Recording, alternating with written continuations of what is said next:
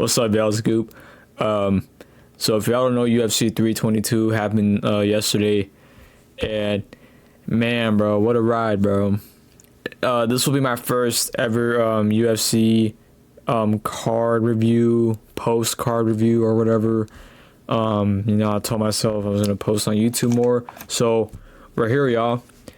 And yeah, I watched the entire card yesterday, 322. It had some pretty mixed reviews. Some people didn't like it. Well, not the card, but they didn't like the co-main or the main event with Shevchenko and Zhang. And they thought the JDM and Islam fight were pretty underwhelming. But people were happy all the way until the end. When it came to the actual main event, that's when people started to become kind of mixed. But yeah, like I said, I watched the full fight, the whole card, and I'm just gonna review and try to remember what I saw because I have a really bad memory. I got all my prelim picks right, I'm pretty sure, but except the Wellmaker fight. We all got the Wellmaker fight wrong, bro. Honestly, I don't expect anyone to think that Wellmaker was gonna lose, but he did. Wellmaker lost by decision, and people are now in generational debt because of him. So yeah, Wellmaker, he let us all fucking down, bro.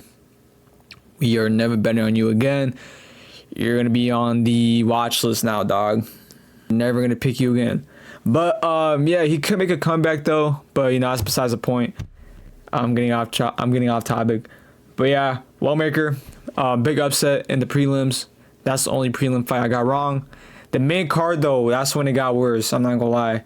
But y'all can't really blame me though, because most of the fights in the main card were pretty much 50-50 picks. And I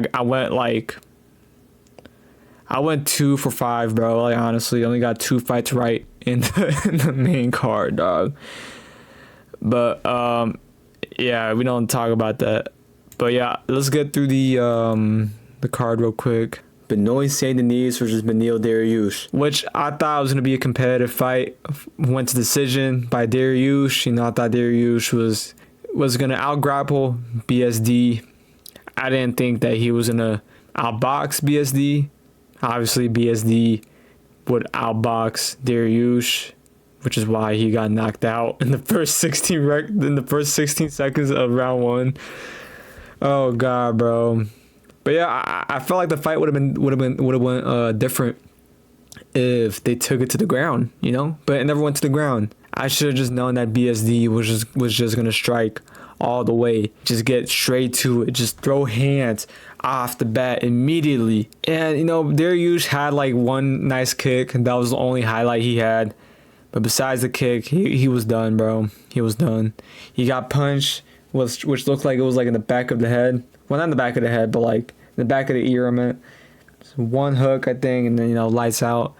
And the way he just landed flat, bro, I was already thinking that the fight was gonna go in 2 ways. Either Dariush wins by out wrestling BSD, or BSD boxing Dariush's head off, which he did. But damn, bro, Dariush has no chin. Yeah, this is gonna bring a lot of BSD fans back, a lot of Saint Denis fans back. People call him a fraud after losing to Dustin Poirier, but he seems to be getting his fans back, and now he's getting more fans ever since that knockout. This fight was just basically gatekeeper versus gatekeeper, and BSD came out as the better gatekeeper. Go to Carlos Prates versus Leon Edwards. Wow, bro. Wow. I never expected Leon Edwards to get knocked out like that, bro. Knocked out in the worst way imaginable in his career. That's probably Leon Edwards' worst loss in his career. His worst loss ever. Leon Edwards obviously won the first round. He was actually being really intelligent. He was using his IQ. He was playing it very smart and safe. He exchanged a little bit with Carlos Prates, but he respected and acknowledged Carlos Prates' power. But he would clinch with Carlos Prates mostly in round 1, which was a really smart move from Leon Edwards. And that's what I actually expected Leon Edwards to do, to just do that, just to clinch the entire time. But it wasn't like a boring clinch or nothing. You know, he was still landing some clinch strikes and stuff. He obviously won round 1. And I don't know if he got a takedown. I don't really remember, but I don't know. But yeah, he definitely won round 1. Prates just started saying some shit to Leon Edwards that got into his head. He tried to rage bait Leon Edwards, which it worked. He actually got mad, Leon Edwards. In round 2, you know, he looked like he was pretty mad, and he became more riskier and just started exchanging with Carlos Prates in the range. The fight became rangy, which Leon Edwards should never get in a range fight, in a range striking fight with Carlos Prates, because Carlos Prates is a sniper at long range boxing fights. We've seen it with Jeff Neal. He's just really good at range, and he has that long reach. You know, Leon Edwards, you know, tried to challenge him on that, which ended up him getting knocked out on the canvas with his fucking headshot mouth grill literally showing while he's knocked out on the ground. Big irony right there. You wearing the headshot grill on your teeth while you at the same time are knocked out on the canvas cold, looking at the ceiling and God himself. It was a nightmare to see, man. Leon Edwards getting knocked out like that. But yeah, I don't know where Leon Edwards should go from here, bro. Honestly, there's not really much he can go to now. It's looking very slim. You should honestly just go fight, you know, I don't even know, whoever's just coming up. And I hate to say it, bro, but Leon Edwards is now a gatekeeper. He's now a gatekeeper, man, unfortunately. He's on the gatekeeper level. So yeah, I expect Leon Edwards to either retire or just fight other tin cans. But yeah, this is good for Carlos Prates. You know, he's going to possibly fight Islam next for the title, possibly, or Morales or whatever. Wow. Yeah, Carlos Prates, man, he's been on a generational run. He may have lost to Ian Gary, but he's got a knockout. He's knocked out Jeff Neal recently, Leon Edwards. It's only who knows now where his future takes him. But yeah, very excellent win by Carlos Prates. Puts him on the map even more. All right, third fight of the main card: Michael Morales versus Sean Brady. I had this pick right, actually. I had Michael Morales winning by decision, but he actually got a KO or TKO. Yeah, TKO in 3 minutes and 27 seconds of the first round against Sean Brady. Sean Brady, you know, I expected his wrestling to be much better, but yeah, I also predicted right that Morales was just going to be naturally good at scuffing and stuffing Sean Brady's takedowns because of how athletic he is. And you know, I got that right. Morales made Sean Brady's takedown attempts look small and unserious. Every time Sean Brady went for a takedown, Morales just easily stuffed it. Many people thought that Sean Brady was going to take down Morales and just submit him or do something on the ground with him. But, you know, Sean Brady's takedown attempts or his takedowns weren't really that crazy. He didn't land any takedowns on Michael Morales. So, yeah, that's all that Morales needed, just to stuff Sean Brady's takedowns. And that's when he's allowed to just box the shit out of Sean Brady, which Sean Brady couldn't really do much. You know, he was boxing back too a little bit, but not as much volume as Michael Morales was doing. Michael Morales just those uppercuts, man. Ooh, yeah, he was landing a lot of crazy shots on Sean Brady. So yeah, Sean Brady would lose to Michael Morales by TKO. Like I said, Michael Morales he's just more younger, more fresher. He's more athletic. So since he has all those attributes and factors, he's gonna be more better and more explosive. And yeah, bro, Michael Morales is just a talent, bro. Really, just the way he strikes is just so explosive. He just comes at you. He opens the gap. He just starts striking the shit out of you. Sean Brady couldn't handle Michael Morales' striking. It was too overbearing. And yeah, he even tried to go for the takedown because he knew he was getting outstriked. Michael Morales just responded more violently to Sean Brady's takedown and just counter-striked at any time Brady went for a takedown. But yeah, really good fight. Sean Brady got really pieced up bad. But yeah, Sean Brady, don't let this distract you by the fact that Sean Brady is a bad fighter. Sean Brady is definitely still good. He should still not be underestimated. I don't know who he should fight next because many people thought that Sean Brady was going to win and that he should fight the winners of JDM versus Islam. But now it's kind of like a standstill. We don't really know who he should fight next because now people are saying that Carlos Prates and Michael Morales should fight for the title for Islam. So it just kind of places Sean Brady in an awkward position. We don't really know what to put him at. Yeah, if y'all have any fight matchups that Sean Brady should be going towards, let me know in the comments who should Sean Brady fight next because he's just kind of in that position. Shevchenko versus Zhang Weili.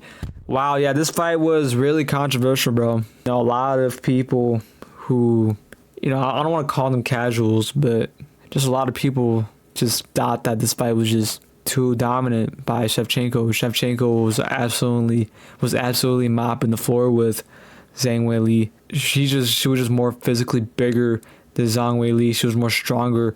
Weili just looks really, she just looked really small in that fight, honestly. And Valentina just looked like a big force, a really big force. But yeah, look at these judges' scorecards, man. It was not looking bright for Zhang Weili. She didn't win any rounds. And the funny part is that both the co-main event and the main event fight are literally the same fights. Well, not literally the same fights, but they both went the same way or in a similar way. Where the opponent tried to strike with the wrestler, Zhang Weili tried to strike with Valentina, but it just always went down to the ground. Same thing with JDM versus Islam. JDM try to go with the striking against Islam, but it just made them go towards the ground. So yeah, it just that happened every time in this fight as well. With Valentina versus Weili. Weili just striked with Valentina. She tried to strike with her, but even her striking was just not good, man. In this fight, Zhang Weili's striking was not good. I don't know if it was her reach. She couldn't touch Valentina at all. She couldn't touch Shevchenko, and Shevchenko just landed more and was just really hurting Zhang. Her punches were more stronger and just landed more precisely and more damaging. But yeah, every time Zhang Weili, got comfortable and try to go more forward and closer to Valentina, she would just get taken down to the ground. Valentina was just out wrestling her, out grappling Weili on the ground. Weili just looked like, I don't know, she couldn't even get up. Her back was just against the canvas the entire time, the entire 5 rounds. And that's how the fight was basically the entire time. I mean, even though Valentina Shevchenko was the favorite, I expected Zhang Weili to do something more, but she didn't. And I was more pissed at the last 5th round, like the last couple seconds of the final round, where Zhang Weili was just kicking her feet up while she was on the ground. Why would Zhang Weili do that? That's illegal. She can't be kicking somebody from the ground while somebody is standing. But yeah, she didn't even do nothing in the last final rounds. I don't know what she was thinking, bro. I don't know what her game plan was. Did she even know that she was losing? Who knows? She got embarrassed in boxing, and she got embarrassed in the wrestling. Very bad performance. But yeah, Zhang Weili, don't discredit her. She's still, one of the best female fighters in the UFC. And yeah, man, a lot of people were a big fan of that fight. Now, the most anticipated fight of this year, Islam Makhachev versus Jack Della Maddalena. Yeah, man. Jack, he got absolutely fucking mopped down. First round, he looked very intimidating the first round. He looked scary. Like I thought he was actually going to do something. The way his posture was, it just looked like he was ready to walk down Islam. But I don't know, like he tried to, like he looked like he was about to like go full on exchange of strikes and all that. Like he looked like he was about to unload, but the Islam just went for the takedown.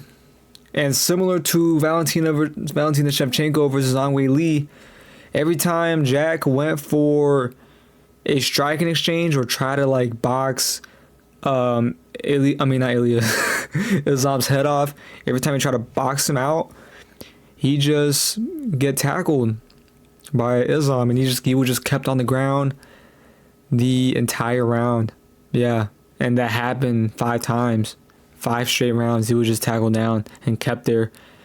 And and Islam, he was doing way more on the ground than Valentina Shevchenko was. Islam was hitting JDM in the head, and he was actually hurting him. And Jack tried to get up, and I don't know why, but as the rounds progressed, he just looked more, helpless. He just looked like hopeless, to be honest. He looked sad. He looked like he was in pain, and I felt bad for the guy, bro. I'm not gonna lie, I really did. I felt really sad. He just had a big frown on his face that just turned me off the wrong way. It was a sad sight to see. Honestly, it was a very, very sad sight to see. But yeah, Islam got the job done. Absolute domination. There was nothing that Jack could have done. Jack began to notice Islam's wrestling. He became too scared every time the rounds progressed. Every round, Jack just got more scared of Islam's wrestling. He got more hesitant. He got more secure. He didn't even want to attempt to like fight or box Islam because he knew that he was gonna get taken down. He knew that he had 0 takedown defense and that he couldn't do anything. And so, yeah, Jack was pretty hesitant, man. I'm not gonna lie, he was pretty hesitant. He looked like he was too scared to fight Islam because he knew that he couldn't do nothing in wrestling. He knew that he couldn't defend any takedowns. So that's why he wasn't striking that much. Because people expected JDM to strike a lot and box Islam a lot and hurt him. But honestly, Poirier striked more against Islam than JDM did, which is crazy. But yeah, JDM didn't even strike that much because I think he was just too scared to even get close to Islam. The best highlight that JDM has done though is just him protecting himself and his submission. What's it called?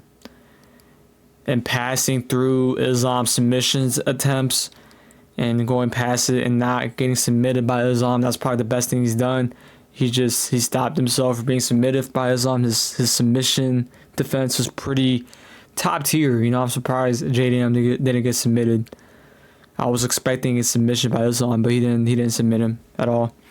Yeah, and another factor that really hurted JDM was the kicks from Islam. Islam calf kicked JDM really bad, and I felt like that was another factor that messed up JDM's footwork and overall confidence, morale, whatever you want to call it, and his boxing groove against Islam. He lost his rhythm because of the footwork. You need footwork to have good boxing, which Islam tried to exploit that as early as possible of the fight.